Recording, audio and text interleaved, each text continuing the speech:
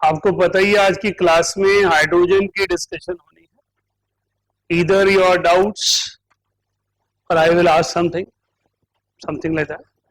सबसे पहले क्योंकि हाइड्रोजन चैप्टर है, थ्योरी बेस्ड चैप्टर है, एक बार गो थ्रू करते हैं क्या क्या हमने इस चैप्टर में पढ़ा. पहले फर्स्ट लेक्चर से रिलेटेड और फिर सेकंड लेक्चर से रिलेटेड. हमने बड़ा स्टार्ट किया,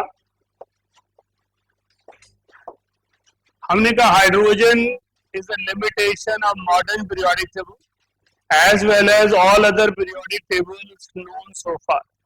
क्योंकि हाइड्रोजन को एक डेफिनेट प्लेस कोई भी पीरियोडिक अरेंजमेंट नहीं दे पाया इंक्लूडिंग मॉडर्न.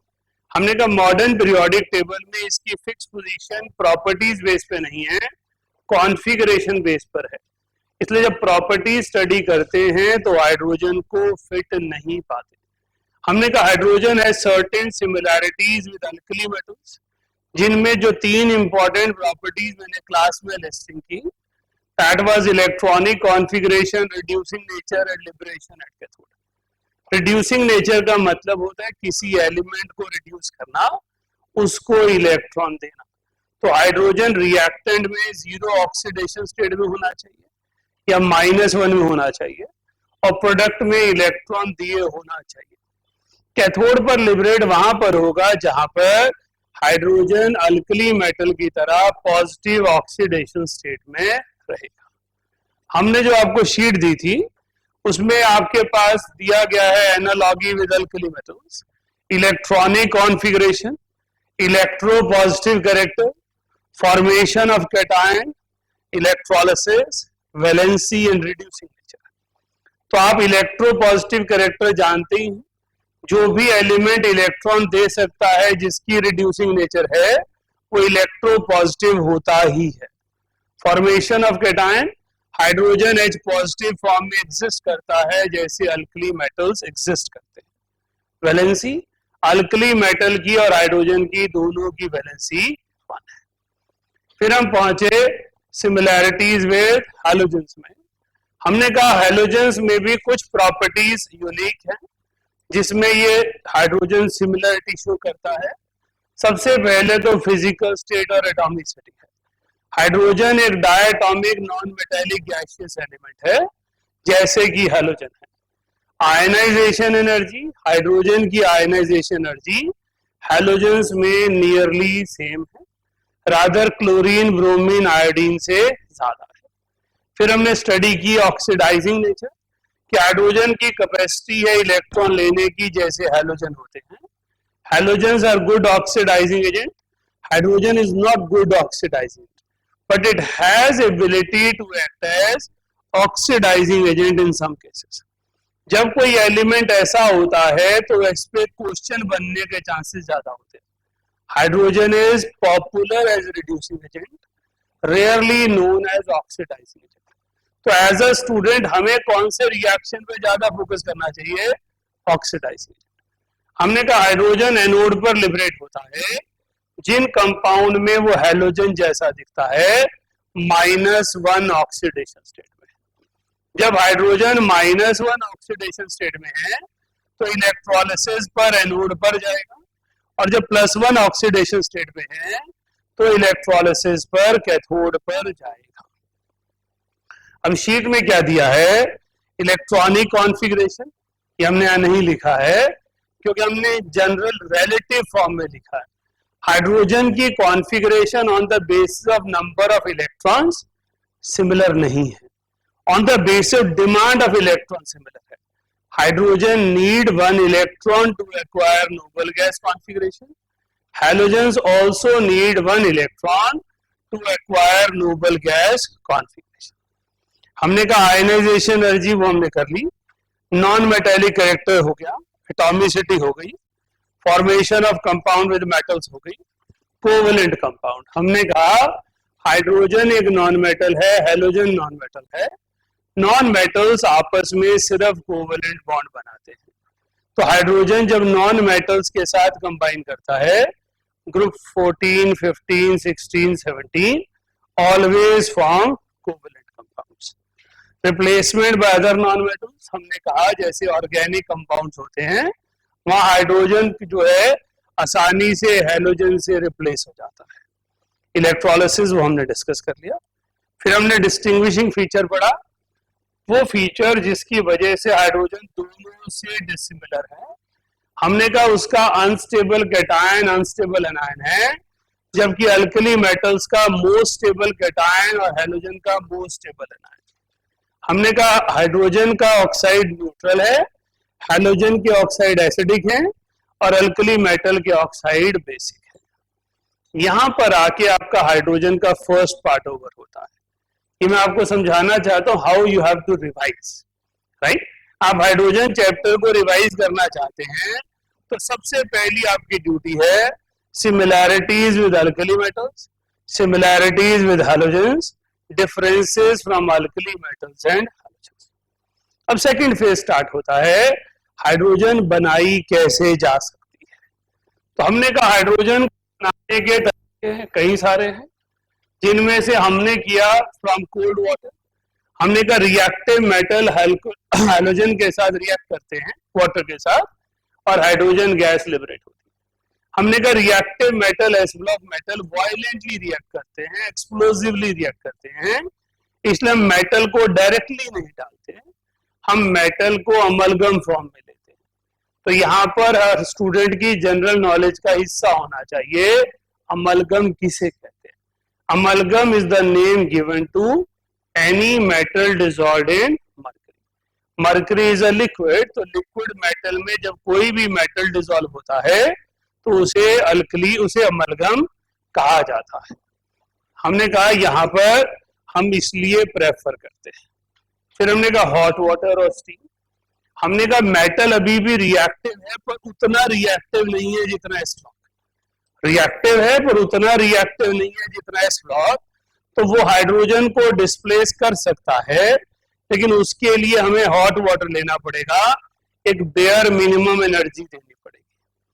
तीसरा हमने कहा बाय एक्शन ऑफ हाइड्राइड, जितने भी आयनिक हाइड्राइड हैं, अभी तक हमें आयनिक हाइड्राइड नहीं पता थे चैप्टर में, पर हमने कुछ एग्जांपल कैल्शियम हाइड्राइड लिख लिया कि H नेगेटिव हाइड्राइड से आया, H पॉजिटिव वाटर से आया और हाइड्रोजन गैस रिलीज हो गई। हमने कहा हाइड्रोजन गैस जो है स्मॉल स्केल पर, चाहे वो आर्मी को चाहिए चाहे वो इंडस्ट्री को चाहिए, स्मॉलर स्केल पर it can be obtained from UNO's method, पर यहां से जो मुझे हाइड्रोजन मिलती है वो प्योर मिलती है। इसके बाद हमने डिस्कशन किया कुछ कमर्शियल मेथड्स। हमने कहा हम इलेक्ट्रोलिसिस ऑफ वाटर से हाइड्रोजन बना सकते हैं, उसके लिए हमें या तो एसिडिक कंडीशन चाहिए या बेसिक कंडीशन चाहिए। अब एज अ स्टूडेंट हमारे लिए ये जानना जरूरी है कि हमें इलेक्ट्रोलिसिस के लिए एसिडिक और बेसिक क्यों चाहिए। हमने कहा pure water is not a good electrolyte and without ionic conductance how current will flow. हमें करंट को सॉल्यूशन में फ्लो करवाना है तो हमें आयंस चाहिए। तो वो आयंस कहां से क्रिएट होते हैं, एसिडिफिकेशन से H पॉजिटिव और अल्कलाइन नेचर से OH नेगेटिव। तो हमने कहा एसिडिफिकेशन पर जो रिएक्शन स्टार्ट होता है वो कैथोड पर, और एनोड पर फिर H पॉजिटिव जनरेट हो जाते हैं due to oxidation of water, और अल्कलाइन कंडीशन में रिएक्शन शुरू होता है एनोड पर और कैथोड पर OH नेगेटिव जनरेट हो जाते हैं due to reduction of, cathode पे जनरेट हो जाते हैं due to reduction of water. तो हम वाटर की रिडक्शन और वाटर की ऑक्सीडेशन दोनों रिएक्शंस को पढ़ रहे हैं। इसके बाद हमने किया सोडियम हाइड्रोक्साइड की इंडस्ट्री का by product.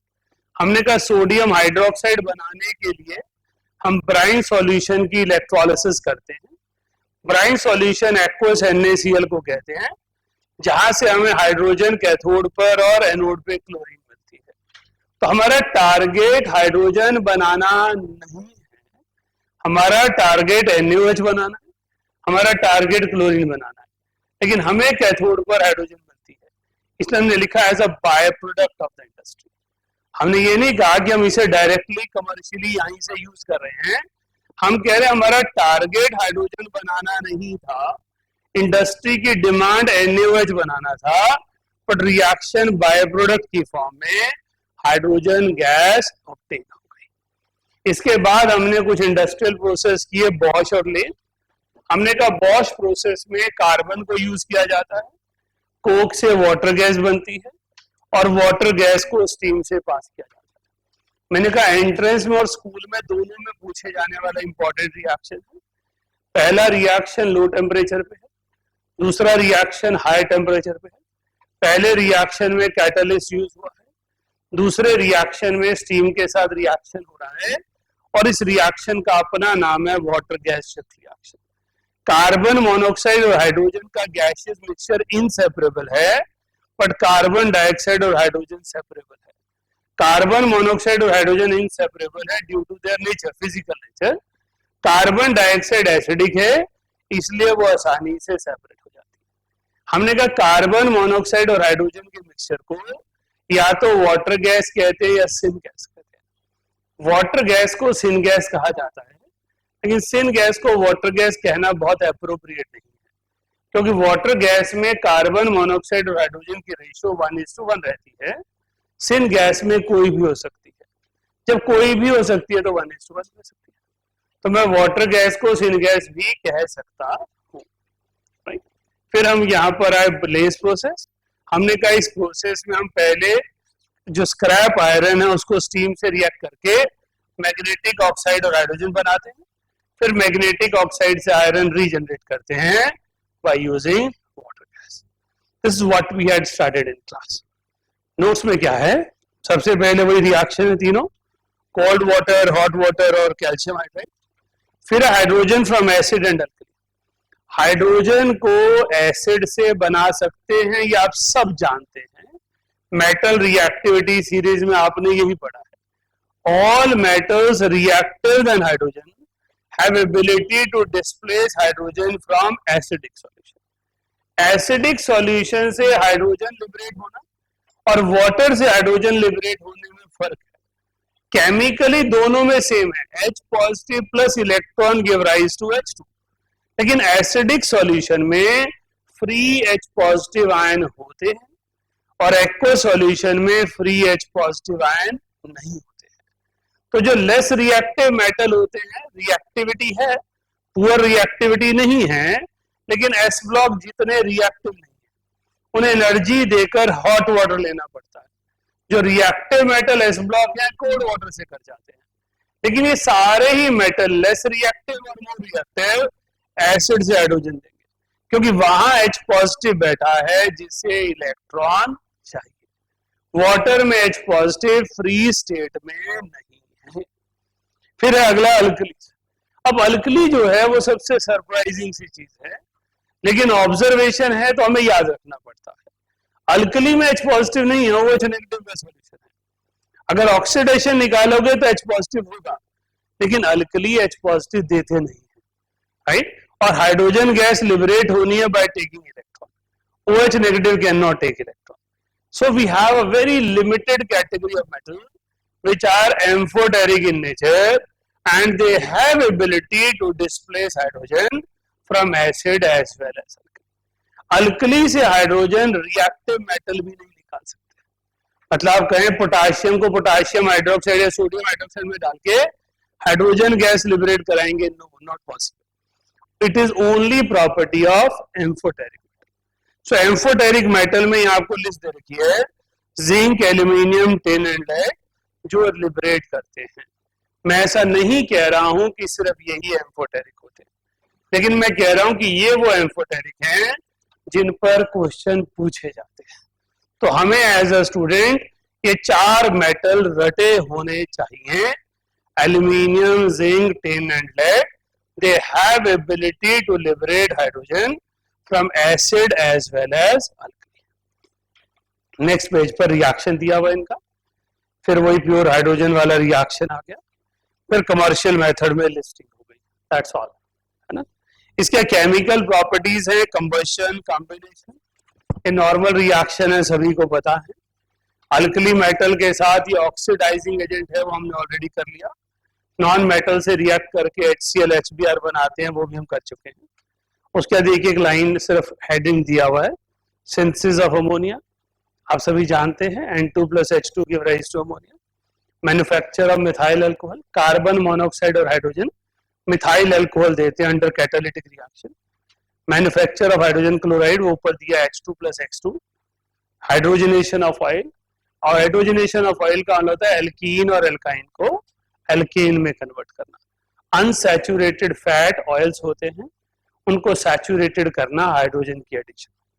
Synthetic petrol, artificially petrol तैयार किया जाता है जियोलाइट को यूज करके। जियोलाइट आपने पढ़ा था ना, एक टर्म हार्डनेस है वाटर में।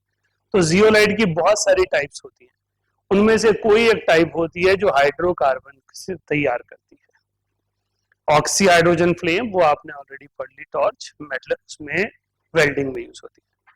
Used in fuel cell, fuel cell क्या होता है, हाइड्रोजन प्लस ऑक्सीजन को बैटरी में यूज किया जाता है।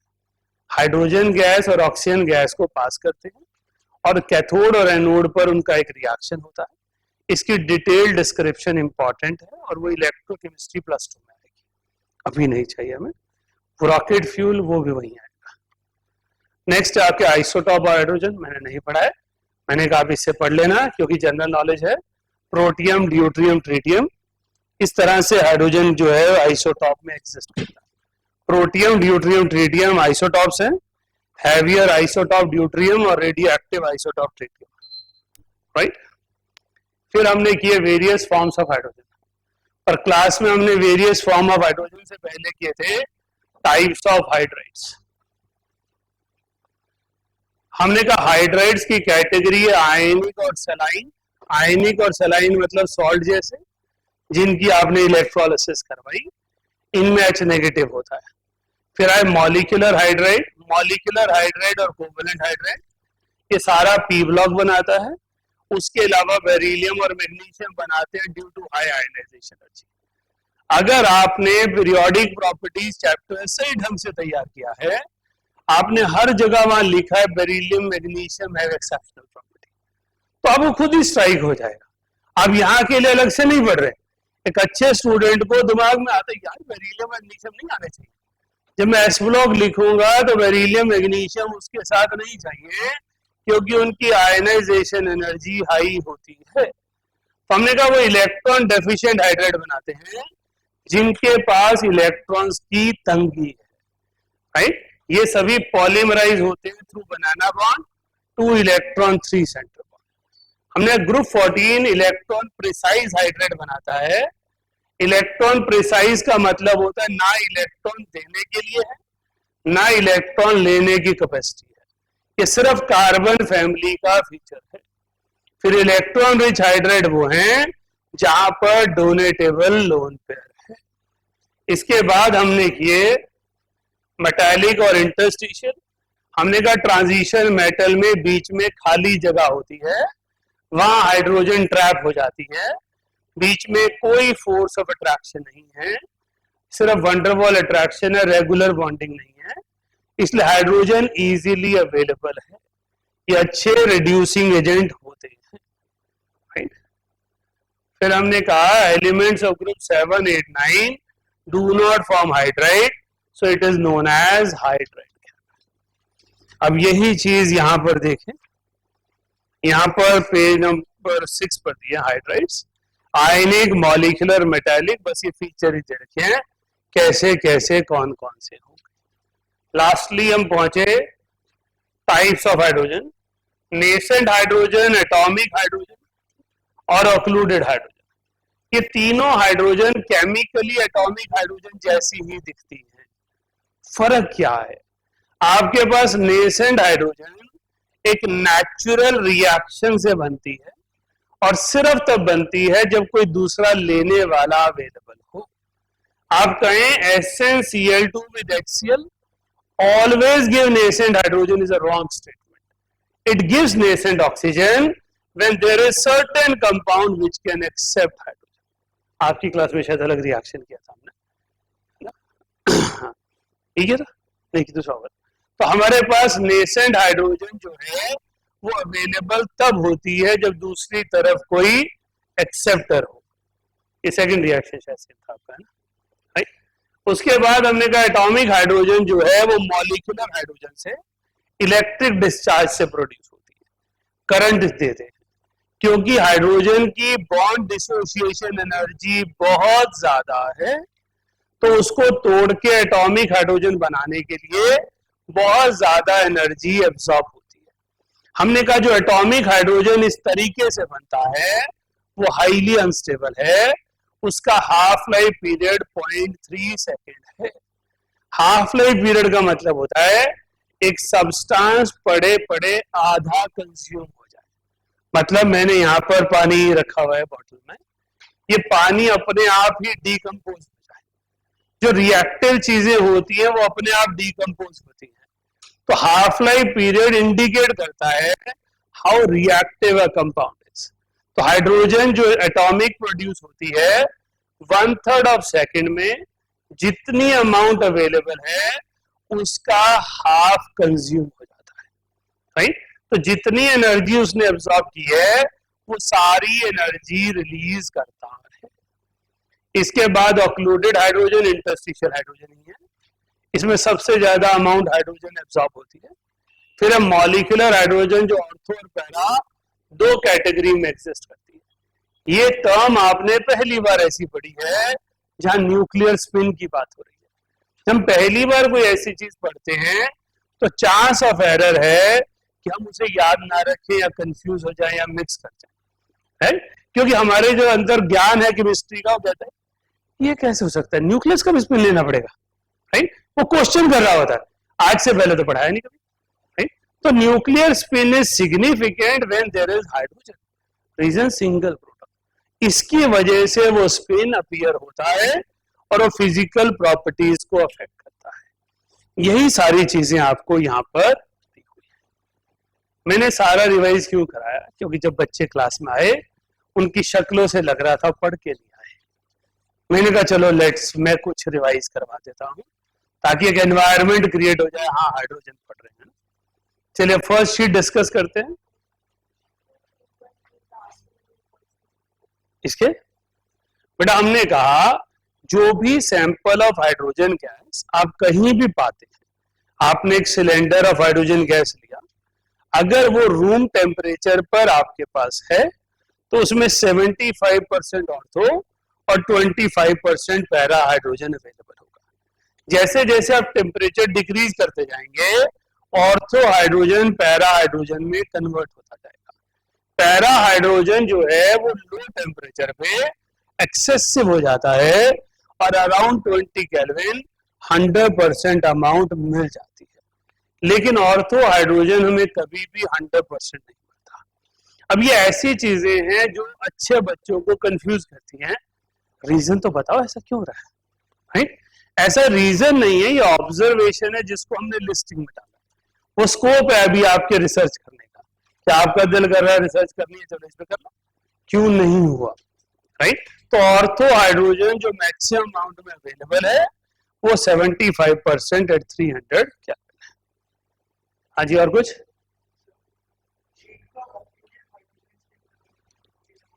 शीट में occluded hydrogen, hydrogen on bubbling at the surface of platinum black is adsorbed there and becomes capable of bringing out many chemical changes such as reduction and hydrogenation. ये कह रहा है कि आप जब रिएक्शंस लिखते हैं, आपने लिखा CH2 double bond CH2 palladium slash hydrogen और ये एल्केन में कन्वर्ट हो गया। अब जब आप केमिकल रिएक्शंस में ये लिखते हैं वो इस ऑक्लूडेड हाइड्रोजन को लिखते हैं। पैलेडियम के सरफेस पे या प्लैटिनम के सरफेस पे हाइड्रोजन गैस एड्सॉर्ब्ड हुई भी है। तो जब रिएक्शन में आपको रिडक्शन के लिए हाइड्रोजन चाहिए या हाइड्रोजनेशन के लिए चाहिए तो इजीली अवेलेबल है। This type of hydrogen is named as adsorbed hydrogen और occluded hydrogen. Similarly, hydrogen adsorbed on palladium is a strong reducing agent and combines with halogen even in the dark, and it precipitates Hg from HgCl. दोनों reduction reaction है। Hydrogen gas की availability है, वो कह रहे हैं hydrogen जो इस सरफेस से मिलती है वो रिलेटिवली हायर अमाउंट में मिलती है। Colloidal palladium takes a 2050 volume of hydrogen than its. मतलब अगर आपके पास 1 centimetre square surface area of palladium है तो वो 2050 सेंटीमीटर क्यूब हाइड्रोजन अपने सरफेस पर एड्सॉर्ब करवा सकता है, right. The adsorption of hydrogen becomes more on finally divided metal. इसका आप एग्जांपल ले सकते हो शुगर क्यूब जो घर में यूज होते हैं, पाउडर्ड शुगर होती है, शुगर क्यूब देखने में बड़ा दिखता है, उनमें बहुत छोटे छोटे पार्टिकल्स होते हैं, that is called fine particles. तो उसको जो चाय में या दूध में डालते हैं फटाफट डिसॉल्व हो जाता है। तो उसी तरह से फाइन मेटल के अंदर वाले सरफेसेस खाली होते हैं, वहां हाइड्रोजन एड्सॉर्ब हो जाती है। Occlusion decreases with rise in temperature. Gas की एड्सॉर्प्शन चाहे गैस की एब्सॉर्प्शन टेम्परेचर बढ़ाओगे तो कम हो जाएगी, क्योंकि गैस के मॉलिक्यूल एस्केप हो जाएंगे। और बोलिए एनीथिंग एल्स? ठीक है, जो इनऑर्गेनिक के चैप्टर्स होते हैं, hydrogen, S block, P block, हम क्लास में आपको रीजनिंग वाली चीजें कराते हैं। कुछ इंफॉर्मेटिव चीजें होती हैं जो शीट के थ्रू आती हैं, तो शीट के पहले 3-4 पेज जो भी दिए हो पढ़ने जरूरी है। अब यहाँ पर एक बड़ी इंपॉर्टेंट चीज आई है जो गौरव ने आर्टिकल रीड करवाया, पैलेडियम के सरफेस पर कोलॉइडल फॉर्म में 2050 टाइम हाइड्रोजन एब्सॉर्ब होती है। This is a very important information कि कोलॉइडल पैलेडियम के पास हाइड्रोजन एब्सॉर्ब करने की कैपेसिटी एक्स्ट्राऑर्डिनरी हाई है, राइट। हाँ जी, क्वेश्चंस, क्वेश्चन नंबर 1 to 13। हाँ जी, 10 and 12। Any question from online section? 6th, 3rd and 6th. But question number 3. It is 100% para hydrogen at 0 Kelvin and 75% ortho at 300 Kelvin. The approximate percentage of para hydrogen at 400. हमने कहा 300 kelvin limiting value है, इसके बाद percentage change नहीं होती, अब वो 75 ही रहेगी, राइट।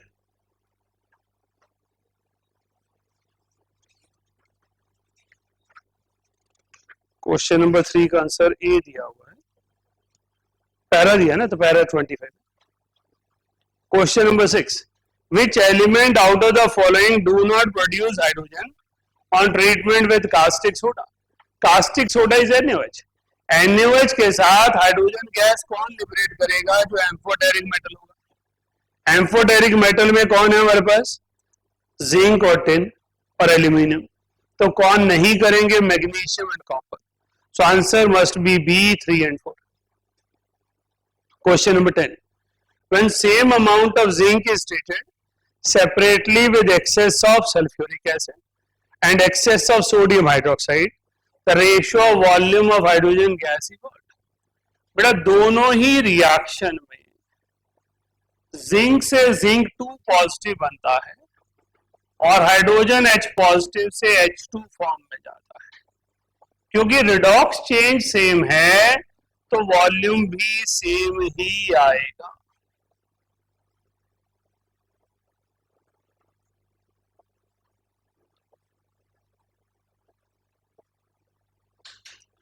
तो मेरे पास दोनों ही केसेस में 1 मोल एल्यूमिनियम जिंक से 1 मोल हाइड्रोजन, 1 मोल जिंक से NaOH के साथ 1 मोल हाइड्रोजन गैस प्रोड्यूस हो रही है।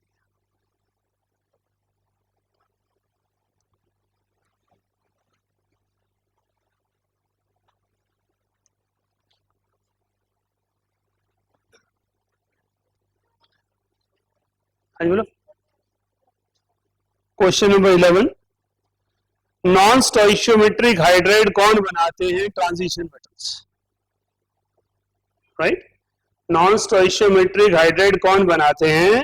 ट्रांजिशन मेटल्स बनाते हैं। तो ट्रांजिशन मेटल हमने पिक करना है, राइट। हाँ जी, आपके उससे हाँ जी, डाइल्यूट एसिड तो भी सेम ही रहेगा।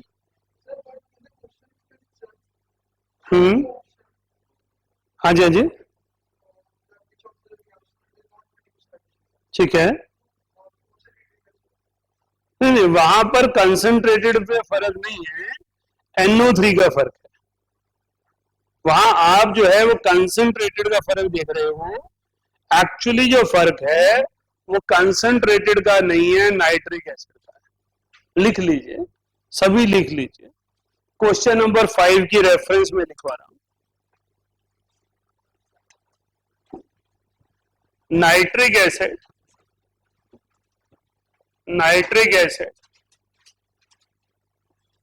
is a stronger oxidizing agent.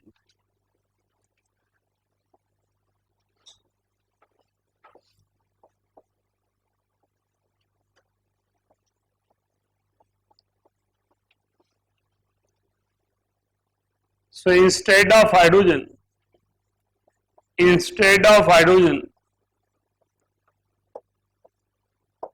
oxides of nitrogen are obtained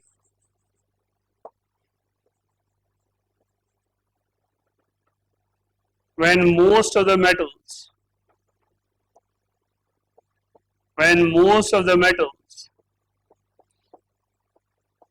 are treated with nitric acid.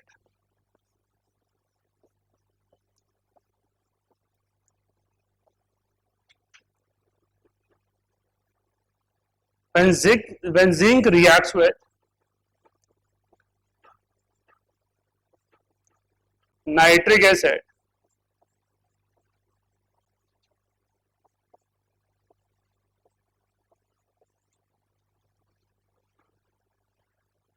then zinc oxide is formed.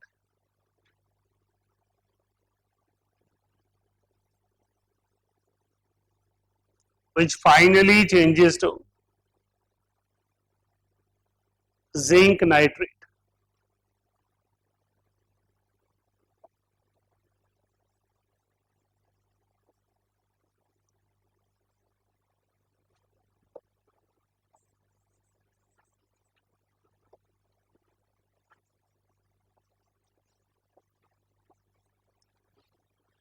थोड़ा हमारे पास ये इंटरमीडिएट रिएक्शंस है, ओवरऑल ये रिएक्शन है। ऐसी चीज आपको हाइड्रोजन परऑक्साइड में पढ़ाई मैंने कहा नाइट्रिक एसिड एक स्ट्रॉन्गर ऑक्सीडाइजिंग एजेंट है, वो NO2 और नेसेंट ऑक्सीजन देता है। नेसेंट ऑक्सीजन जिंक के साथ जिंक ऑक्साइड बनाता है। जिंक ऑक्साइड बेसिक है और HNO3 एसिडिक है। एसिड बेस रिएक्शन होता है, सॉल्ट और वाटर बन जाता है। तो ओवरऑल मुझे क्या मिल रहा है, instead of hydrogen oxides of nitrogen. इसमें कोई टर्म कंसंट्रेटेड डाइल्यूट का फर्क नहीं है। डाइल्यूट लोगे तो भी हाइड्रोजन नहीं आएगी, तो भी यहां नाइट्रोजन ऑक्साइड नाइट्रस ऑक्साइड आएगा, राइट। ये प्रॉपर्टीज वैसे +2 में कराई जाती हैं, ग्रुप 15 में, बट यहां पर भी आ गई, दोबारा रिवाइज कर लेंगे, उसमें क्या है।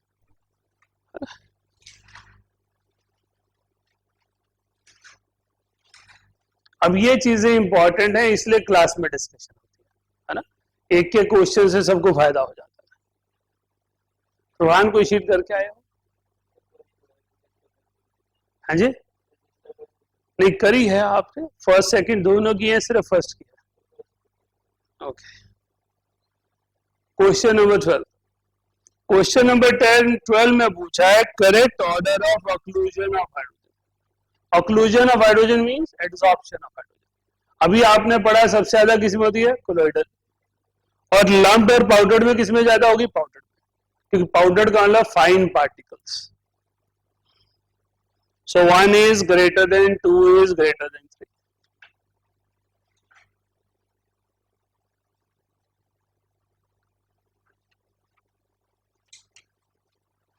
अभिजीत लेट क्यों आया क्लास में बेटा?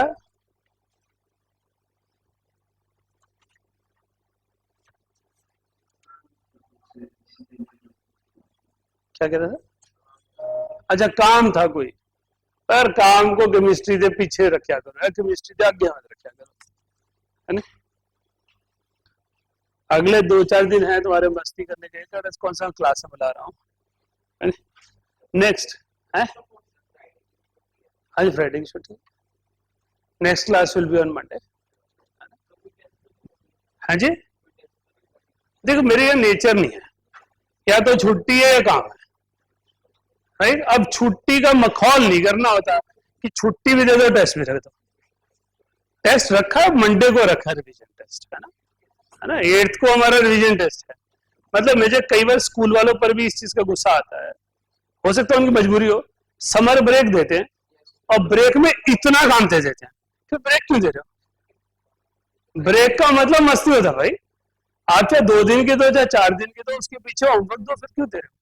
मत दो, उससे बढ़िया हमारे को बुला लो, है ना। थक जाते हैं बेचारे बच्चे और माँ बाप पीछे पड़े रहते, छुट्टियां खत्म नहीं होती, तुम्हारा काम नहीं हुआ, चलो दिन रात बैठो लिखो, लगता है छुट्टी क्यों नहीं मेरे को लगता वो नहीं है।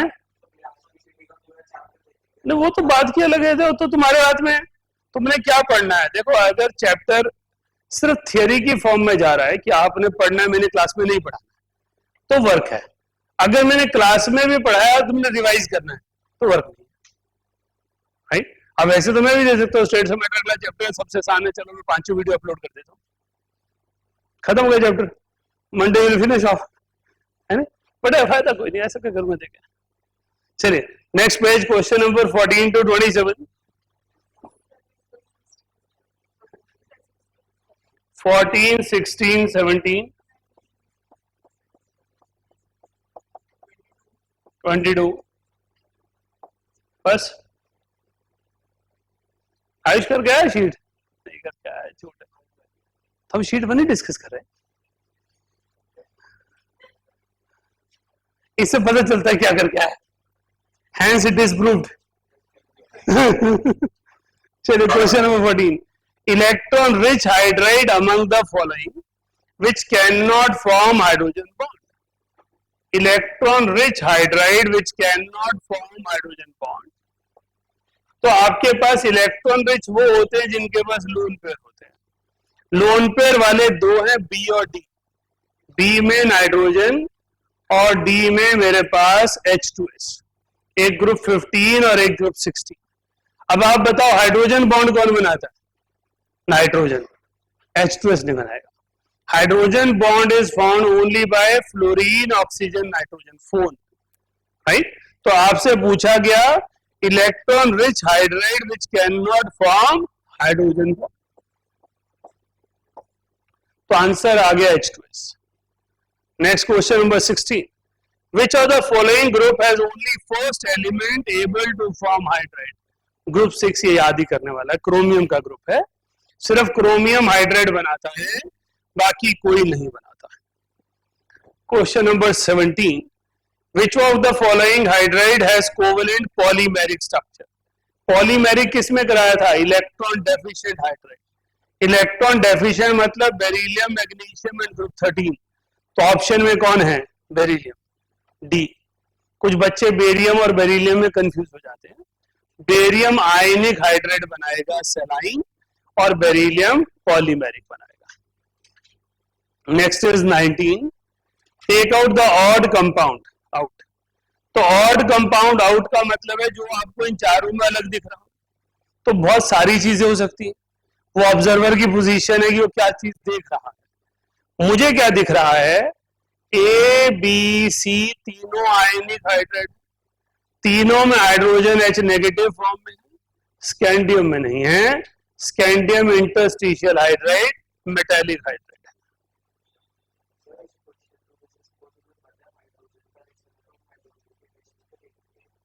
आप कोई भी एलिमेंट देखोगे, अगर जनरल पेपर में आ गया, एग्जाम में एंट्रेंस में आ गया, वहां तो हाइड्रोजन चैप्टर नहीं है, तो आपने देखोगे ना कॉमन चीज क्या दिख रही है?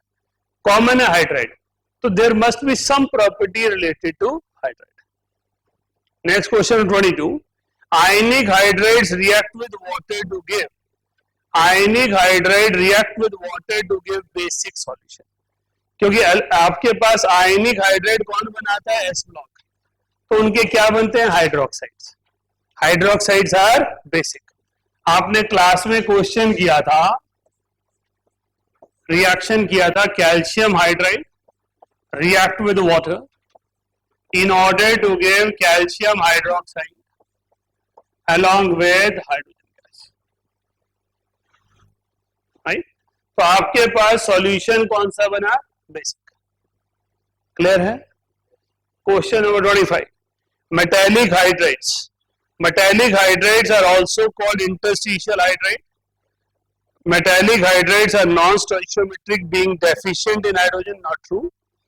Are poorer conductor of electricity, exhibit less magnetism, have hydrogen as atom not as molecule. कुछ भी फॉर्म में हो सकता है. तो आपके इस मेटालिक हाइड्रेट में यहां पर ऐसा लिखा जा सकता है, exhibit less paramagnetism. Less paramagnetism क्यों आएगा?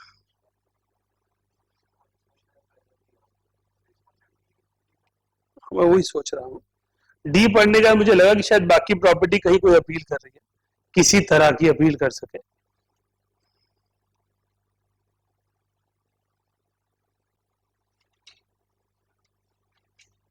इसमें सिर्फ एक ही प्रॉपर्टी है जो ज्यादा कंफ्यूजिंग है, एग्जिबिट लेस पैरामैग्नेटिज्म, क्योंकि they are poor conductors of electricity. That is true. चलिए इसके बारे में अगली क्लास में डिस्कस करेंगे, सोच के रखिए. Next question, next page, 18th question बोलिए.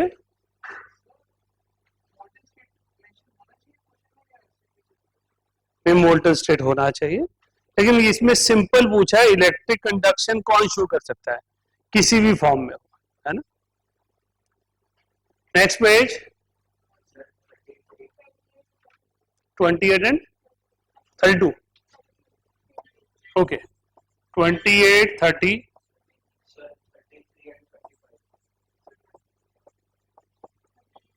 और 30.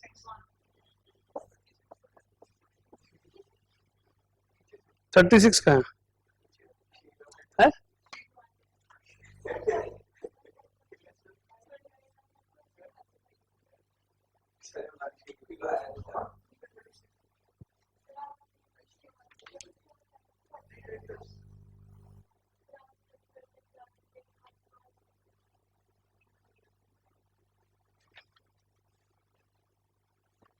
फिर मेरे पास कौन सा प्रिंट आउट है? मेरे तो प्रिंट आउट लेके आया.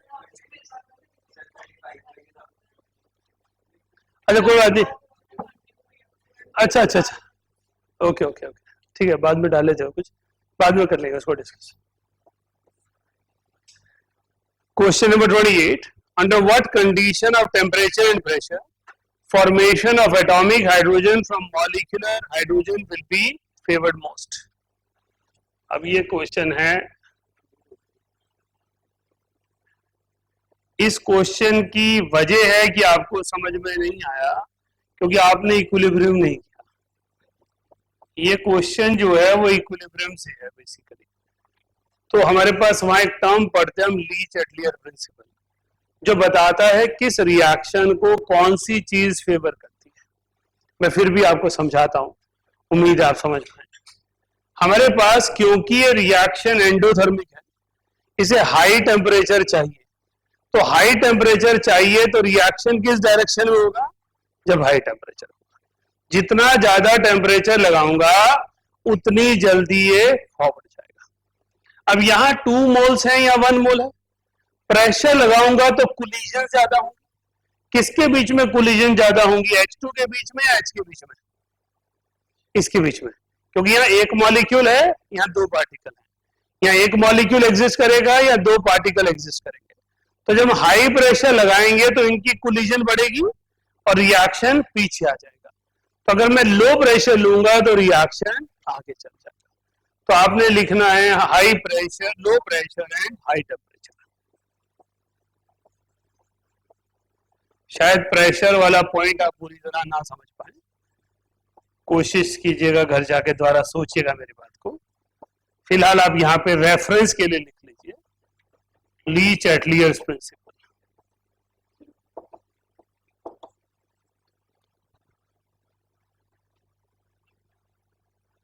It is an application of Lee-Chatelier principle which we study in equilibrium. Question number 39, 32, 33, 32 कर लेते, 39 का तो छोड़ देते. वो शीट कहाँ है फिर? मैं तो अभी आज प्रिंट आउट बाहर से लेकर आया हूँ, उसने सेव कहाँ की होगी? चलो देखते हैं। Question number 29, in which of the following reaction does dihydrogen act as oxidizing agent? हमने आपको बताया डाइहाइड्रोजन ऑक्सीडाइजिंग, आपके नोट्स में डायरेक्टली लिखा है when it react with reactive metal. जितने रिएक्शंस में हाइड्रोजन एस ब्लॉक मेटल से रिएक्ट करती है वहां पर ऑक्सीडाइजिंग एजेंट है, क्योंकि वहां वो इलेक्ट्रॉन गेन करके H नेगेटिव बनाएगा। 30th, hydrogen react even in dark with fluorine because fluorine is most reactive non-metal. Fluorine के मेजॉरिटी रिएक्शन डार्क में होते हैं due to its highly reactive nature. कुछ ना कुछ डार्क का लाइट की अवेलेबिलिटी नहीं है, तो हम हीट नहीं दे रहे किसी भी फॉर्म में। ऐसा एलिमेंट जिसे हीट नहीं चाहिए, जो अपने आप किसी को भी रिएक्ट करने के लिए फोर्स कर सके। हाँ जी, मेजॉरिटी रिएक्शन सर्टेन टेम्परेचर पे होते हैं, हीट करते हैं, चाहे उन्हें 350 केल्विन तक ही लेके जाए, but some sort of heat is required. तो हाइड्रोजन के जो फ्लोरीन के रिएक्शन होते हैं वो डार्क में परफॉर्म होते हैं। हाँ जी,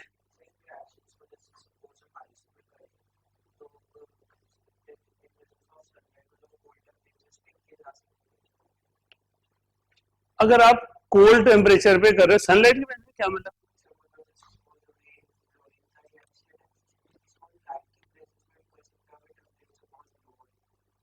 नहीं, जो डार्क में हो रहा है लाइट में तो हो जाएगा। अब ये वो रिएक्शन नहीं है प्लांट्स वाला फोटोसिंथेसिस के, डार्क रिएक्शन अलग है, लाइट रिएक्शन अलग है। It is simply heat content. हम कह रहे हैं कि सब कंपाउंड्स को कुछ सर्टेन हीट चाहिए, लेकिन इसको हीट में रखोगे तो और एक्सप्लोसिवली रिएक्ट करेगा, है ना? जो चीज डार्क में भी रिएक्ट कर पाए विदाउट एनी हीट कंटेंट भी रिएक्ट कर पाए। Next 31st, which of the following easily react with water producing hydrogen? B2H6 electron deficient hydrides. लिखिएगा इसके बारे में, electron deficient hydrides.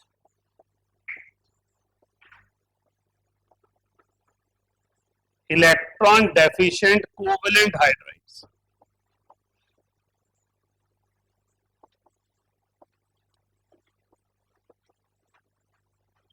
react with water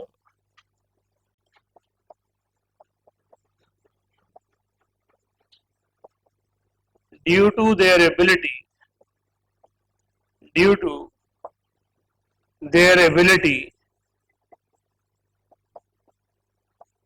to accept electron pair.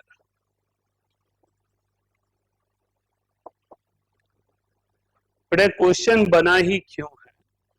क्योंकि जो आयनिक hydride हैं वो पानी में रिएक्ट करें, वो एक कॉमन फिनोमेना है। All ionic compound salts ions ionize into water producing ions, लेकिन कोवेलेंट कंपाउंड जिसके पास आयंस नहीं है वो आयन प्रोड्यूस कर रहा है।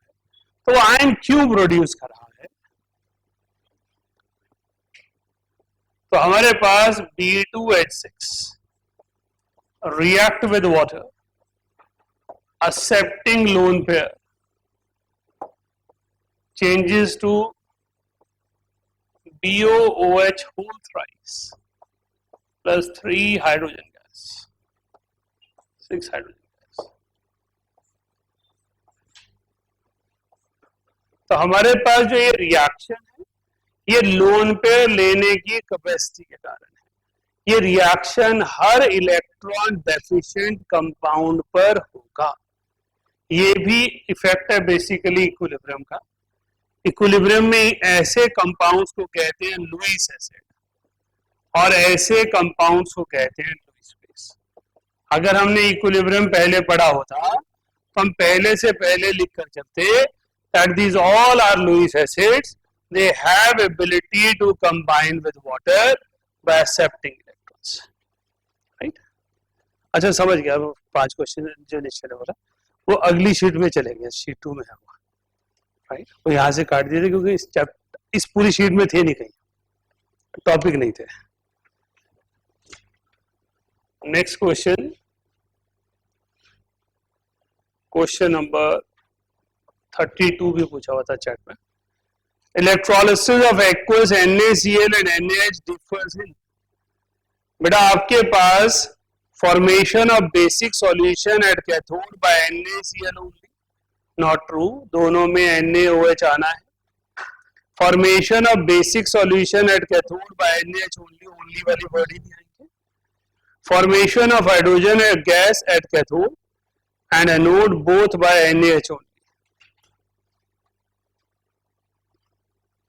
Sodium hydride, right, sodium hydride की अगर इलेक्ट्रोलिसिस करेंगे तो कैथोड और एनोड दोनों पर ही हाइड्रोजन आएगी, क्योंकि सोडियम वाटर से लेट जाएगा, वाटर से H पॉजिटिव निकल जाएगा, और इसके पास H नेगेटिव अवेलेबल है, तो H नेगेटिव लिबरेट होगा, right.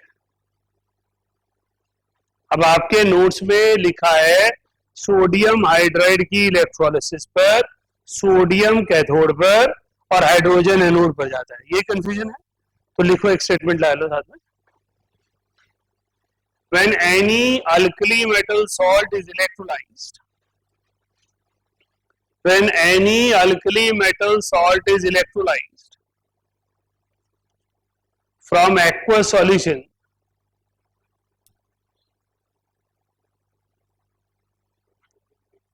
when any alkali metal salt is electrolyzed in aqueous solution, then hydrogen gas is liberated. Then hydrogen gas is liberated at cathode.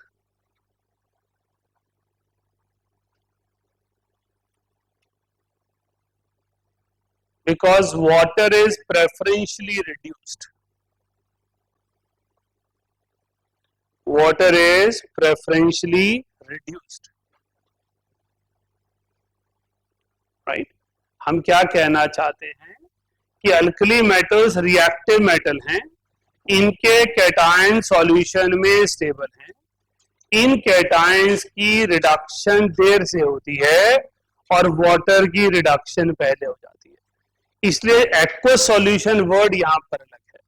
आपने जो class में किया है वो मोल्टन सॉल्यूशन से किया है, एक्वस सॉल्यूशन होगा तो हाइड्रोजन ही कैथोड पर जाएगा। Next 33, enthalpy of vaporization. Enthalpy of vaporization होता है the heat required to create vapours, heat required to create vapours. Heavier isotope में वंडरवॉल फोर्सेस ज्यादा होती हैं, तो उसमें आपके पास हीट भी ज्यादा चाहिए, राइट। हैवियर आइसोटॉप है stronger van der Waals forces, so it require higher amount of heat. Next 35. Atomic hydrogen is obtained by passing hydrogen through an electric arc. True statement है। Hydrogen gas will not reduce heated aluminium oxide. True statement है, क्योंकि hydrogen उन्हीं को reduce कर सकता है जो reactivity में हाइड्रोजन से नीचे हो। Finely divided palladium absorb large volume of hydrogen gas. यहाँ कुछ गड़बड़ है।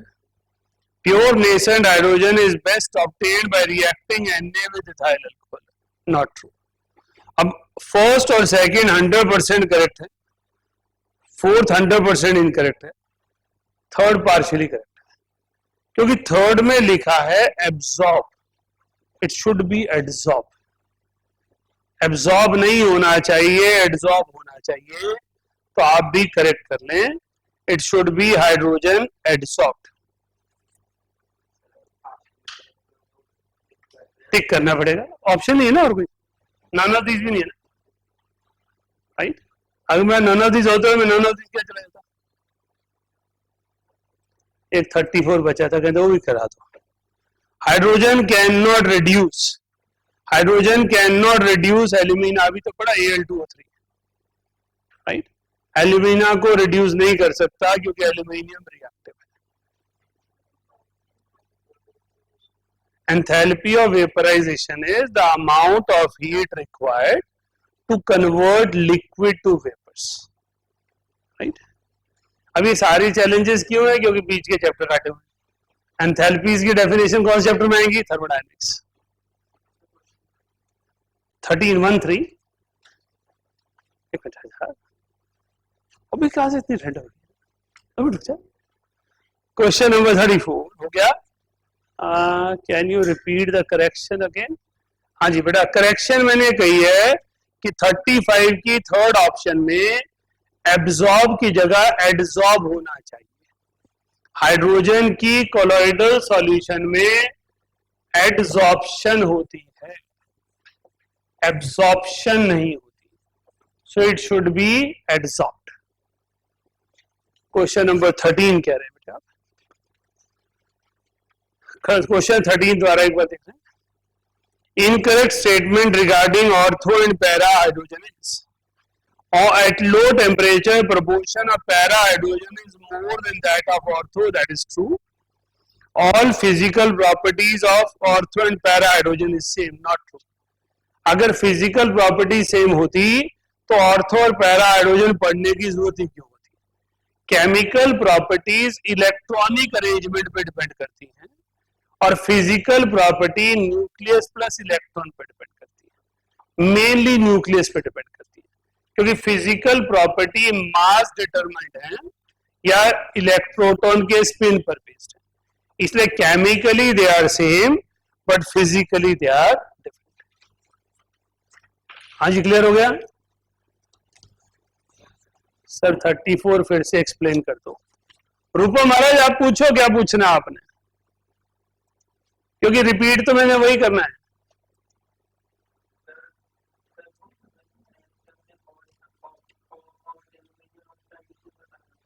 क्योंकि aluminium is a reactive metal.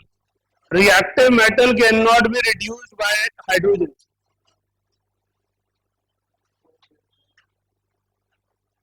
देखो उसने ओके कर दिया, आप में से किसी ने नहीं पूछा, मैंने जानबूझ के उससे पूछा था क्योंकि इस क्वेश्चन में आपको मुझसे कुछ पूछना चाहिए था।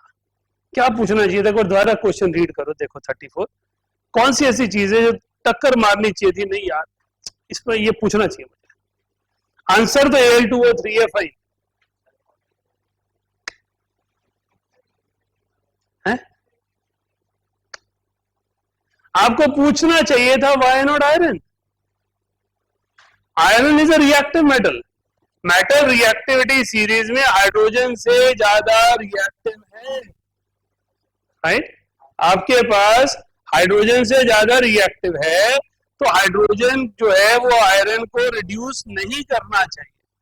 एल्यूमिनियम को नहीं कर रहा है तो आयरन को भी नहीं करना चाहिए। एक मिनट, हाँ जी, इट डजंट फॉर्म हाइड्रेट। बेटा रिडक्शन में हाइड्रेट बनता भी नहीं है, रिडक्शन में मेटल प्लस वाटर बनेगा, है ना? जब मैं आप पहले वाला कंपाउंड लूंगा copper oxide CuO plus hydrogen, तो मैं यहां से कॉपर प्लस वाटर बनाऊंगा। मैं तीसरा कंपाउंड लूंगा NO2, तो NO2 प्लस हाइड्रोजन कोई हाइड्रेट बनाएगा, लेट्स से NH3, N2H4 और हाइड्रोक्सिल अमीन, राइट? लेकिन मेरे पास आयरन के साथ क्या हुआ ये नहीं समझ में आया। मैंने इसलिए रूपम से जानबूझ कर रिपीट करवाया था, मुझे लगा शायद इसको नजर आ गया और ये पूछना चाह रहा है कि सर आंसर तो ठीक है डी, पर बी क्यों नहीं है?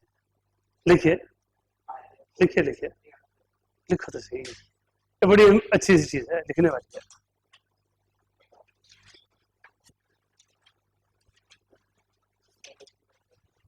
Iron in +3 oxidation state, iron in +3 oxidation state has ability to gain electrons,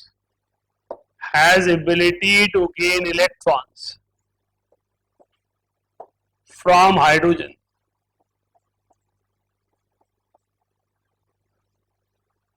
as its oxidizing nature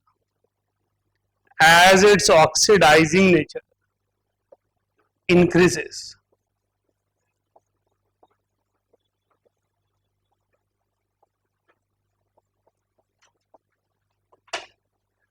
अगर बेटा यहां पर FeO लिखा होता तो आंसर में वो भी आना था। FeO से आयरन रिड्यूस नहीं करवा सकता हाइड्रोजन, बट FeTO3 से करवा सकता है। आयरन +3 ऑक्सीडेशन स्टेट में है, इसलिए वो रिड्यूस हो जा रहा है। +2 में होता तो रिड्यूस ना होता, राइट।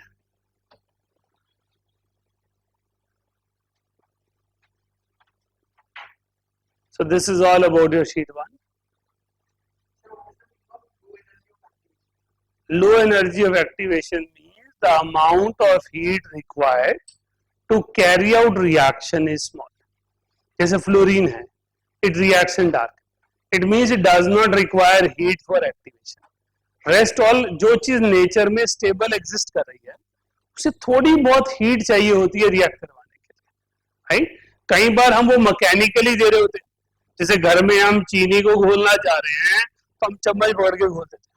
अब चम्मच क्या कर रहा है, वो एनर्जी दे रहा है वर्क की फॉर्म में। Stirring is a work and work is giving heat to it, as a result वो डिसॉल्व हो जा रहा है, and that is called heat of activation. तो उस रिएक्शन को करवाने के लिए, एक्टिवेट करने के लिए एनर्जी चाहिए, राइट। नेक्स्ट शीट 2 निकालिए।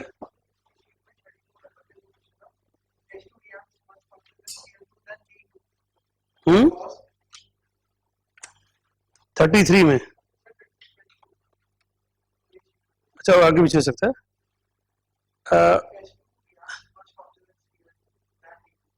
ये कौन सा क्वेश्चन होता है?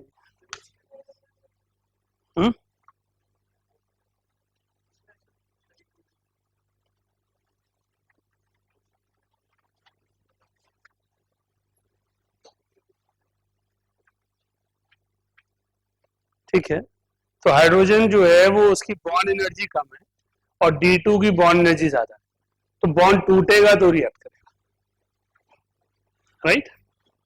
अगर कंपाउंड टूटेगा तभी रिएक्ट करेगा ना। H2 का बॉन्ड तोड़ेंगे तो उसकी रिएक्टिविटी होगी, तो उसकी बॉन्ड एनर्जी कम होती है, D2 की ज्यादा होती है। So amount of energy required to react is higher for D2। हाँ जी, शीट 2 में हमने क्या क्या पढ़ा है? हमने वाटर की हार्डनेस पढ़ी है और हाइड्रोजन परऑक्साइड पढ़ा है। हमने हाइड्रोजन परऑक्साइड की ऑक्सीडाइजिंग और रिड्यूसिंग नेचर पढ़ी है। हमने पढ़ा है कि hydrogen peroxide open book shape होता है in order to minimize lone pair bond pair and bond pair repulsion. हाँ जी बताइए क्वेश्चन, ऑब्जेक्टिव क्वेश्चन 1 to 11। कितने लोग करके आए शीट 2? जितने भी किए हैं, वेरी फ्यू, ओके। ऑनलाइन से कितनों ने किया शीट 2?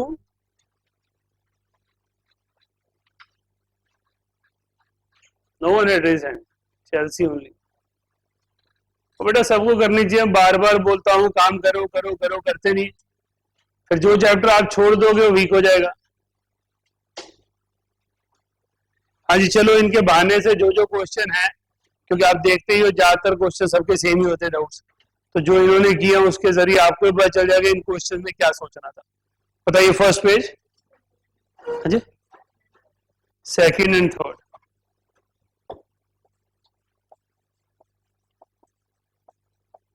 और कोई? Fifth, any other? No. Question number 2, which is the correct order of boiling point of hydride of group 6A, 7A and 5A? Okay, लिखिएगा एक स्टेटमेंट, ऑलरेडी बॉन्डिंग में लिखवा रखा है, बट अगर कंफ्यूजन है तो एक बार लिख लेते हैं। Boiling point of any compound, boiling point of any compound depends upon intermolecular forces.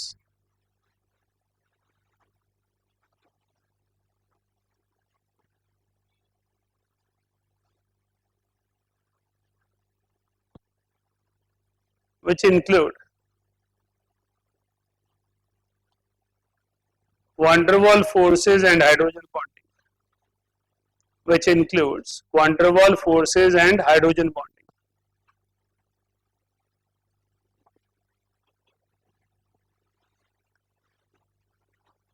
Right? तो बेटा down the group molecular mass बढ़ता है, as a result van der Waals forces बढ़ती हैं और बॉइलिंग पॉइंट बढ़ जाता है। आपके पास इसकी जगह क्वेश्चन क्लोराइड्स पर आ जाए, आप +2 करेंगे तो ग्रुप 15, 16, 17 में क्लोराइड भी होंगे, हाइड्रोक्साइड भी होंगे। तो मॉलिक्यूलर मास फर्स्ट क्राइटेरिया है, जितना मॉलिक्यूलर मास ज्यादा होगा उतनी बॉइलिंग पॉइंट की वैल्यू इंक्रीज हो जाएगी। लेकिन 3 एटम ऐसे हैं जो हाइड्रोजन बॉन्ड बनाते हैं F1, तो उनका बॉइलिंग पॉइंट एक्सेप्शनली हायर हो जाएगा। तो फर्स्ट वाली ऑप्शन में अमोनिया हटा दो, तो phosphine to bismuthine molecular mass is increasing, हम टॉप टू बॉटम जा रहे हैं, बॉइलिंग पॉइंट इंक्रीज हो रहा है। बी ऑप्शन में वाटर हटा दो, sulphur to tellurium down the group आ रहे हैं, बॉइलिंग पॉइंट इंक्रीज हो रहा है। सी ऑप्शन में HF हटा दो, HCl to HI down the group आ रहे हैं, मॉलिक्यूलर मास बढ़ रहा है, बॉइलिंग पॉइंट बढ़ रहा है। लेकिन ऑक्सीजन और फ्लोरीन की हाइड्रोजन बॉन्डिंग बहुत स्ट्रांग होती है, नाइट्रोजन की लिटिल बिट वीकर होती है। तो उसमें आपके पास ऑब्जर्वेशन आ जाती है कि वो अमोनिया से पीछे, बिस्मथ से पीछे हो जाता है, लेकिन वाटर और HF अपने ग्रुप में सबसे ज्यादा बॉइलिंग पॉइंट शो करते हैं, because they have hydrogen bonding. एक लाइन और ऐड कर लो, H2O, HF and NH3, H2O, HF and NH3 have exceptionally high boiling point.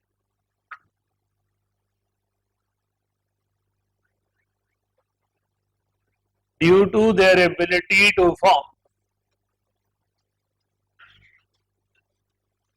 due to exceptionally high boiling point, due to their ability to form hydrogen bonds.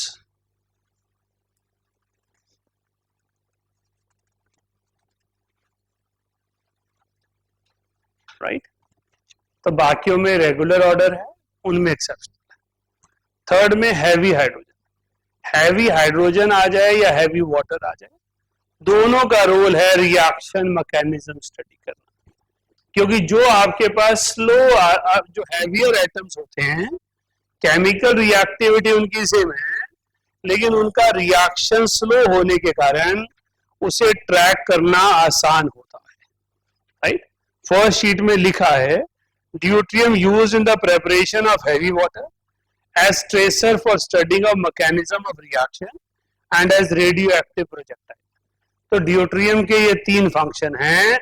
Radioactive projectile form में deuterium use किया जाता है reaction mechanism study करने के लिए और heavy water बनाने के लिए। Fifth question, incorrect statement about water is, it is used as coolant in nuclear reactor. Number 2, its geometry is tetrahedral, true है। its density is maximum 4 degree, true है। its solid form has KH structure, that is true, due to hydrogen bonding। तो incorrect क्या हुआ? coolant as nuclear reactor। आपके coolant as nuclear reactor heavy water use होता है, D2, normal water use नहीं होता है जी। कूलेंट टेम्परेचर को रेगुलेट करना, रेडिएशन जो एमिट हो रही है। आपके जो हैवियर आइसोटॉप होता है ना, उसके मॉलिक्यूल्स को सेपरेट करने के लिए हीट ज्यादा चाहिए होती है। तो कूलेंट वो है जो ज्यादा हीट एब्जॉर्ब कर पाए हो लिक्विड स्टेट में और ज्यादा हीट एब्जॉर्ब कर पाए। तो नॉर्मल वाटर से ज्यादा हीट एब्जॉर्ब करेगा coolant. Question number 6, which of the following is responsible for solubility of KCl in water. ये भी आपको करवाया था बॉन्डिंग में, ion dipole attraction. KCl is ionic compound. When it will be dissolved in water, it will show ion dipole। आपको forces करवाई गई थी, ion dipole, dipole dipole, dipole induced dipole, London forces और हाइड्रोजन बॉन्डिंग। हाँ जी, next, that's all from this page. Fifth तो हो गया, फिफ्थ तो डिस्कस कर। Fourth, hydrogen burns in air with और ऑक्सीजन विद तो इंफॉर्मेशन ही है, इसमें क्या करोगे। हाँ, हाँ,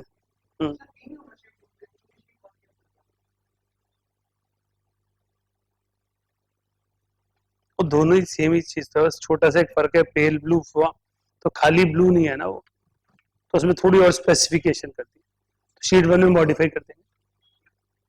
हाँ जी, सेकंड पेज। हाँ जी, क्वेश्चन नंबर 20। और कोई 20 जो है वो बेटा कैलगन का दूसरा नाम है, सोडियम हेक्सा मेटाफॉस्फेट। तो वो क्या बनाता है, soluble complex with cationic species, calcium के साथ बनाता है ना। हाँ जी, नेक्स्ट 16th और 18th। 16th में हैवी वाटर इज, आपके पास रिपीटेड डिस्टिलेशन और कंडेंसेशन से बनता है। 20,000 litre normal water produces 1 litre heavy water, right. तो उसकी वजह से हैवी वाटर की प्रोडक्शन होती है। Question number 18, number of protons, electron and neutron respectively in a molecule of heavy water. इसमें क्या कंफ्यूजन है, heavy water is D2, D2O में आपके पास ड्यूट्रियम आ गया, 1 प्रोटॉन 1 न्यूट्रॉन, राइट। तो बस इसको ऐड कर दो, राइट। 2 न्यूट्रॉन यहां से आ गए, 8 यहां से 10 10 10 हो गया। Next question, next page. इस पेज पे ये 23, when two ice cubes are pressed over each other, बेटा हाइड्रोजन बॉन्डिंग, वाटर है तो हाइड्रोजन बॉन्डिंग है, चाहे वो वाटर का कुछ भी आ जाए। अगर दो मॉलिक्यूल को जोड़ रहे हो तो मोस्ट प्रोबेबल फोर्स वाटर में हाइड्रोजन बॉन्डिंग, राइट। अगर आप बात करें कि हमारे पास सैंड के पार्टिकल्स है, मिट्टी है, आप पानी दे रहे हो, और जब पानी देते हो पार्टिकल्स को आपस में एक दूसरे की तरफ खींचते रहते हैं, तो कौन सी फोर्स रिस्पॉन्सिबल है, हाइड्रोजन बॉन्डिंग, क्योंकि सैंड पार्टिकल को पानी ने सराउंड किया दोनों को, और दोनों के सरफेस पे वाटर था तो उसने खींचा ड्यू टू hydrogen bonding. Next 27, the reagent commonly used to determine hardness of water titrimetrically is disodium salt of EDTA, लिखिएगा।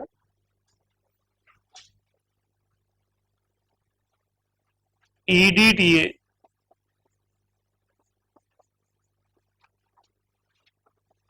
is used for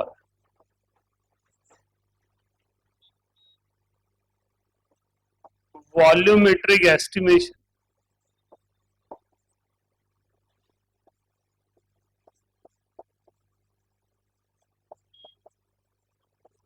through titrations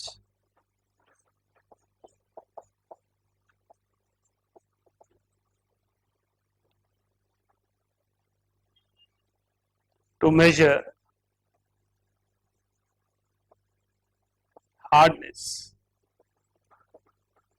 हमने हार्डनेस क्या होता था, होती है लिखा, हार्डनेस को रिमूव करने के मेथड क्या है ये लिखा, हार्डनेस का स्केल क्या है, डिग्री ऑफ हार्डनेस ये लिखा। ये कह रहा है अगर मुझे मेजर करना है डिग्री ऑफ हार्डनेस कितनी है तो मैं प्रैक्टिकली कैसे कर सकता हूं, टाइट्रीमेट्रिकली मीन्स टाइट्रेशन के थ्रू। ईडिट ये है इथाइलिन, साथ साथ लिख लीजिए, डायमीन टेट्रा एसिटेट, इसलिए इसको एब्रीवेशन फॉर्म में लिखा जाता है क्योंकि नाम थोड़ा सा बड़ा है।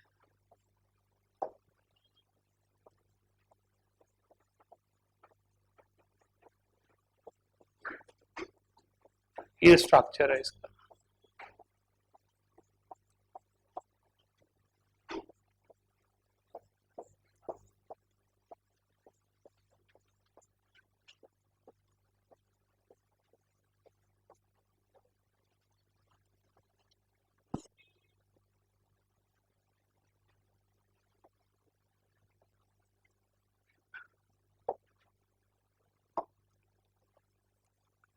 ये इथाइलिन वाला पार्ट आ गया,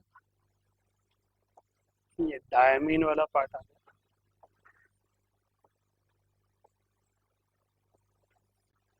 और ये टेट्राएसिटिक आ गया। राइट, सो इसका कॉमन नेम है इथाइलिन डायमीन टेट्राएसिटेट।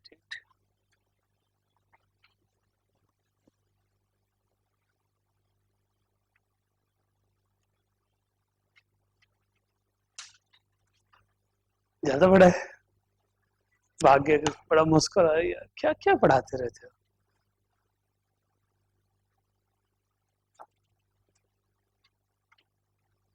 बहुत सारी जगह यूज होता है, कोऑर्डिनेशन केमिस्ट्री में मेजर रिएजेंट है। लेड पॉइजनिंग के लिए पिला देते हैं पेशेंट को, लेड को उठा के ले आता है, राइट, क्योंकि ये कॉम्प्लेक्स बनाता है और किसी भी मेटल आयन को पिक कर लेता है और उसकी अवेलेबिलिटी खत्म कर देता है। हाँ जी, नेक्स्ट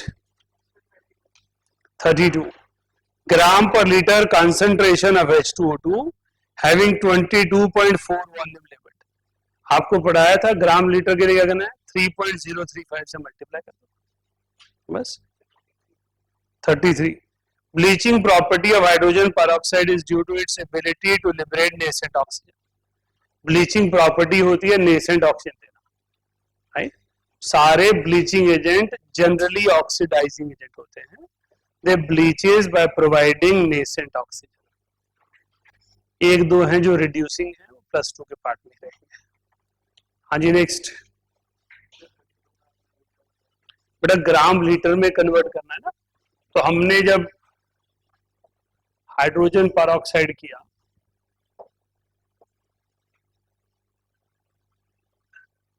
ये लिखा, हमने कहा ग्राम स्ट्रेंथ है 3.035 इंटू वॉल्यूम स्ट्रेंथ। ग्राम स्ट्रेंथ का मतलब है concentration in gram per litre, तो 22.4 मल्टीप्लाइड बाय 3.035, 68 आ जाना चाहिए जैसा देखने में लग रहा है। हाँ जी, नेक्स्ट पेज, जिसने किया हो 37 molarity of 10 volume, again same 10/11.2। हाँ जी, 38 H2O2 was prepared by J.L. Thenard by which reaction? तो how it has been prepared, first time prepare किया गया तो treatment of barium peroxide. Next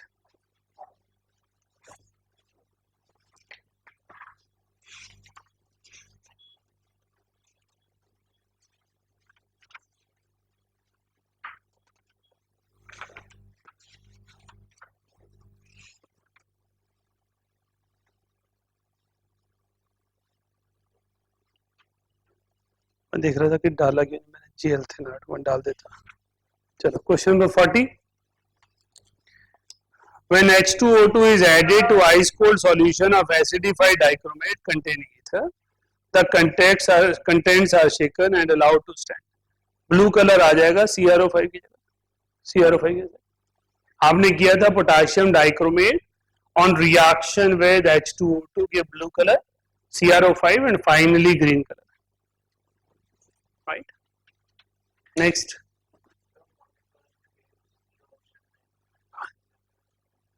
वो बता रहा है कि ये वाला एंगल है करेक्ट रिप्रेजेंटेशन, इस फॉर्म में एग्जिस्ट करता है, right.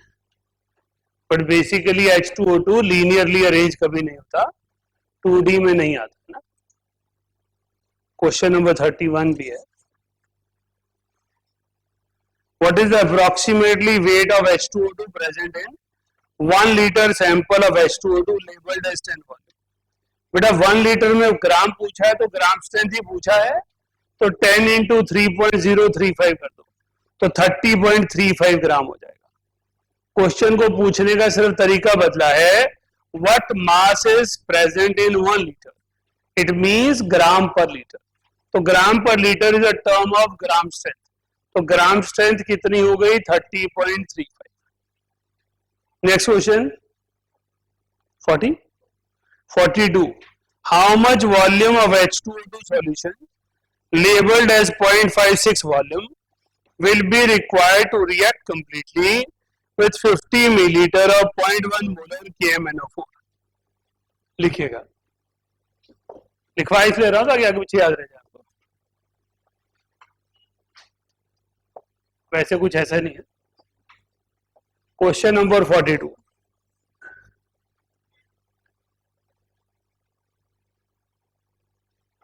When H2O2 reacts with KMnO4,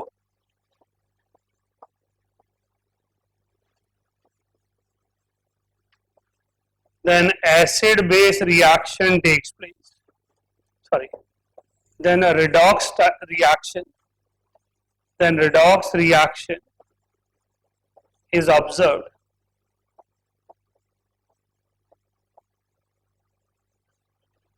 So, number of gram equivalents of H2O2 must be equals to number of gram equivalents of KMnO4.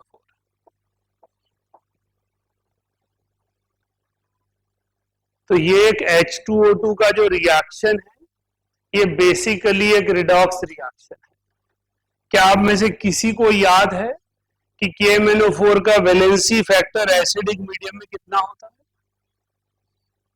5 होता है. KMnO4 का एन फैक्टर जो है वो 5 होता है. तो 0.1 इंटू 5 ये नॉर्मेलिटी हो गई. वॉल्यूम लेना है लीटर्स में, 50 मिलीलीटर ही ले लिया, 1000 से डिवाइड कर दिया. यहां नॉर्मेलिटी की जगह फॉर्मूला लिया 0.56 अपॉन 5.6, ये नॉर्मेलिटी हो गई.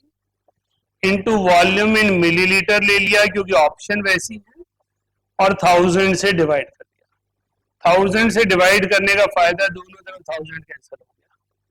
राइट, ये आपके पास 0.1 आ गया, ये 0.1 कैंसिल हो गया. आंसर 250 मिलीलीटर आ गया. राइट, तो हमारे पास जब भी एक रिडॉक्स रिएक्शन होगा, एसिड बेस आपस में रिएक्ट करेंगे, तो उनके ग्राम इक्विवेलेंट्स हमेशा बराबर होंगे. तो ग्राम इक्विवेलेंट बराबर हैं, तो volume strength upon 5.6 into volume in millilitre, volume in litre. तो लीटर के लिए मिलीलीटर को 1000 से डिवाइड कर दिया.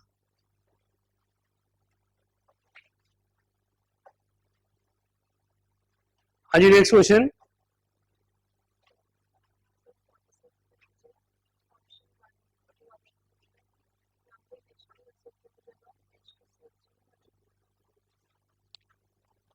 बनाया तो जा सकता है ना, मना नहीं कर सकते. H2SO4 प्रेफर्ड नहीं है क्योंकि वो डिसोसिएशन रिएक्शन को फोर्स करता है, लेकिन ले तो सकते हैं. ऑब्जेक्टिव क्वेश्चंस में यही एक सबसे बड़ी दिक्कत वाली बात होती है कि एक से ज्यादा ऑप्शंस करेक्ट हो सकती है. तो हमें देखना है कि कौन सी चीज ज्यादा सुटेबल है. हाँ जी, नेक्स्ट. हाँ जी, 52.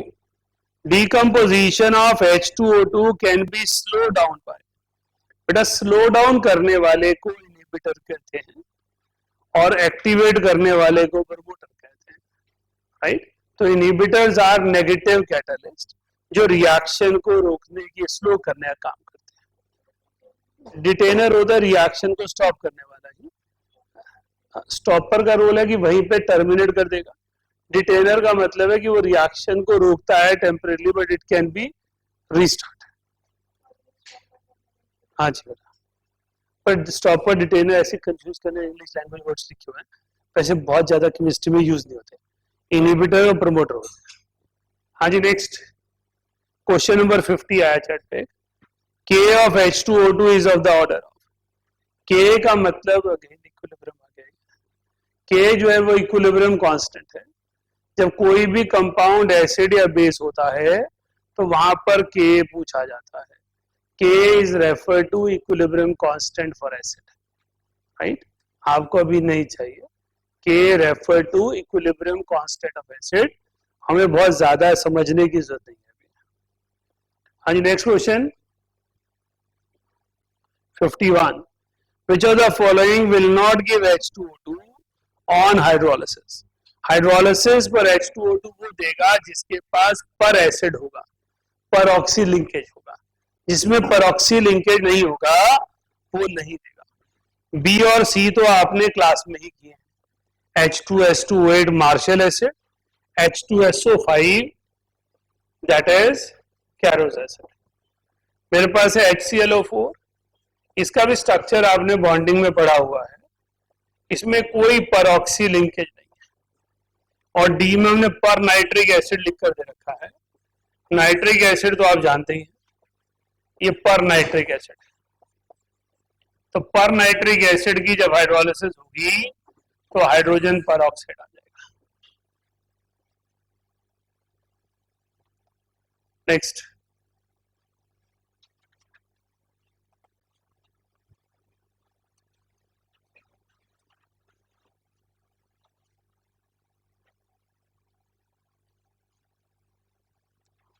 55. The amount of H2O2 present in 1 liter of 1.9 normal H2O2. Again बेटा वॉल्यूम स्ट्रेंथ का क्वेश्चन है, तो आपको 3.035 को ही यूज करना है। अच्छा नॉर्मेलिटी है यहाँ, तो सॉरी नॉर्मेलिटी के लिए नहीं करना है, वॉल्यूम स्ट्रेंथ नहीं है। 1.5 normal means 1.5 gram equivalent of H2O2 in 1 liter of solution. Now N factor of H2O2 is 2. So weight will be number of gram equivalents into gram equivalent weight. So it is 1.5 multiplied by 34 by 2. 25.5 grams.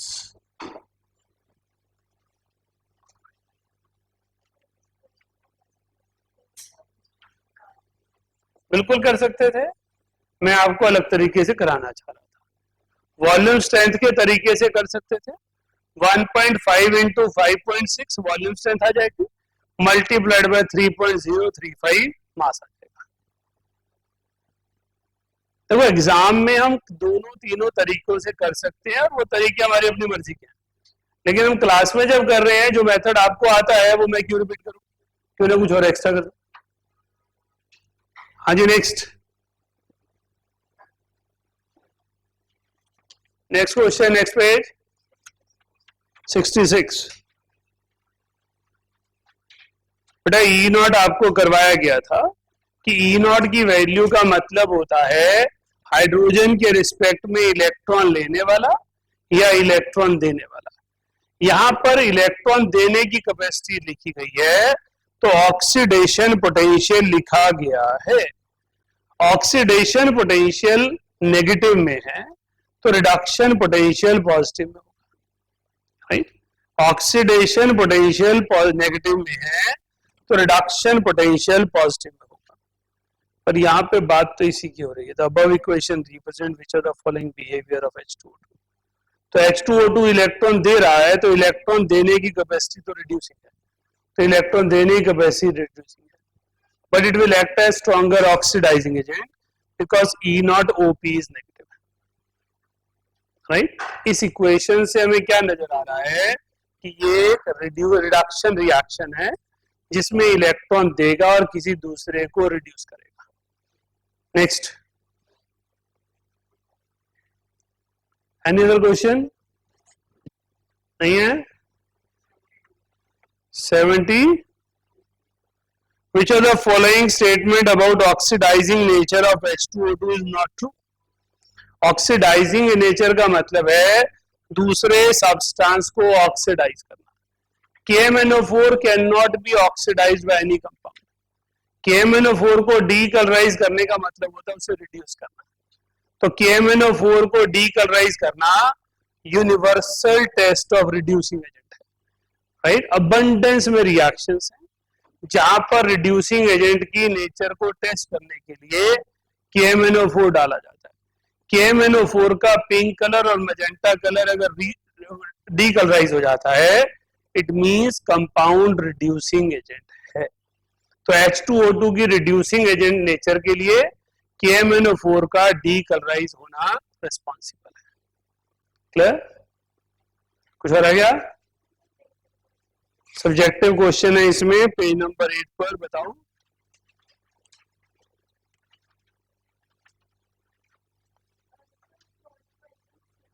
First question, C part.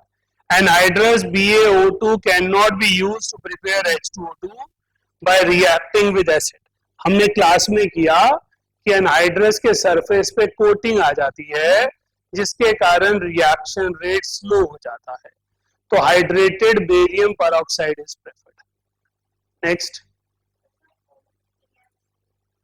Fourth का A and C, reducing nature की बात हो रही है। तो water सबसे poor reducing होगा। Sodium और मैग्नीशियम में सोडियम ज्यादा रिड्यूसिंग होगा। सी है बॉन्ड डिसोसिएशन एनर्जी। अभी क्लास में हमने किया कि ड्यूट्रियम हैवियर आइसोटॉप है, उसकी बॉन्ड डिसोसिएशन एनर्जी ज्यादा है। और हमने कहा था हाइड्रोजन की बॉन्ड डिसोसिएशन एनर्जी सभी सिंगल बॉन्डेड डायटॉमिक्स में सबसे ज्यादा होती है। इसका मतलब HH की FF से ज्यादा हुई और DD की HH से ज्यादा हुई। तो deuterium is more than hydrogen is more than fluorine. और कुछ? वेरी गुड, आपने क्वेश्चंस देखे, बहुत अच्छी बात है। मैं पूछने वाला था, मैंने शीट का यही पूछना था बेटा, वो सब्जेक्टिव क्वेश्चन थे, देखे नहीं तुम लोगों ने? तुमने स्टार्ट ही वहां से किया। अच्छा, देखे थे? ओके ओके, नजर तो गई थी। चलो बहुत बढ़िया है। हाँ जी, एनी अदर क्वेश्चन हो ऑनलाइन सेक्शन? कुछ पूछना चाहते हो?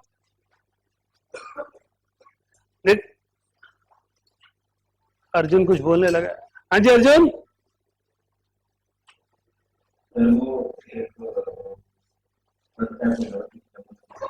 क्या बोला उसने? दोबारा पूछो बेटा।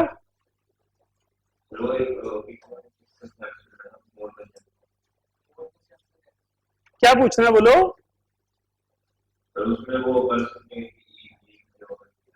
बेटा परसेंटेज यील्ड का मतलब होता है कि किसी भी कंपाउंड की यील्ड कम आना। हमने उम्मीद किया कि एक रिएक्शन से 40 ग्राम प्रोडक्ट बनना चाहिए, लेकिन हमारे पास 30 ग्राम ही आया। So percentage yield of reaction is 30/40 into 100, 75%।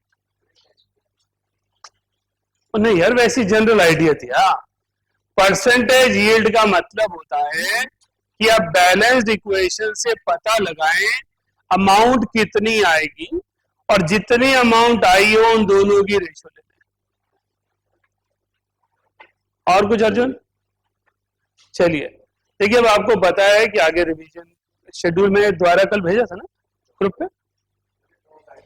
हाँ, रिवाइज शेड्यूल भेजा, मैं नहीं भेजा? पक्का?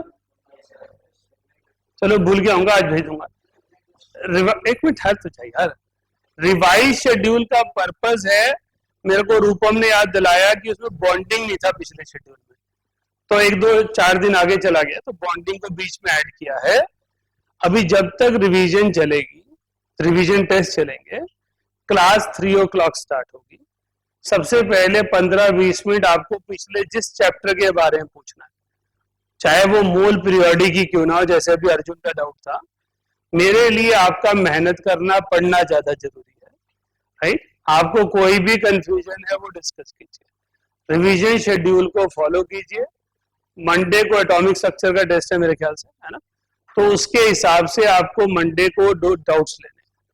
जो संडे वाला टेस्ट है वो OMR बेस्ड सिर्फ संडेज को ही होना है, बाकी तो ऑनलाइन ही होने हैं, ऐप पर ही होने। पर मैं चाहूंगा कि OMR बेस्ड टेस्ट ज्यादा दिया करो। बच्चों तुम जागते क्यों नहीं यार, ये बड़ी समस्या है। कितने जिद्दी से बच्चे हैं। मैंने शेड्यूल भेजा था 30-40 स्टूडेंट्स का, 10-12 स्टूडेंट्स ने मुझे रिस्पॉन्ड किया that we are not able to come, right? 40 में से 12 माइनस हो गए 28। How many students came for the test? 12. So rest 16 are careless students. How you will lead your life in a comfortable manner? It is not issue of my self, मेरे को नहीं परेशानी है, मुझे परेशानी तुम्हारी जिंदगी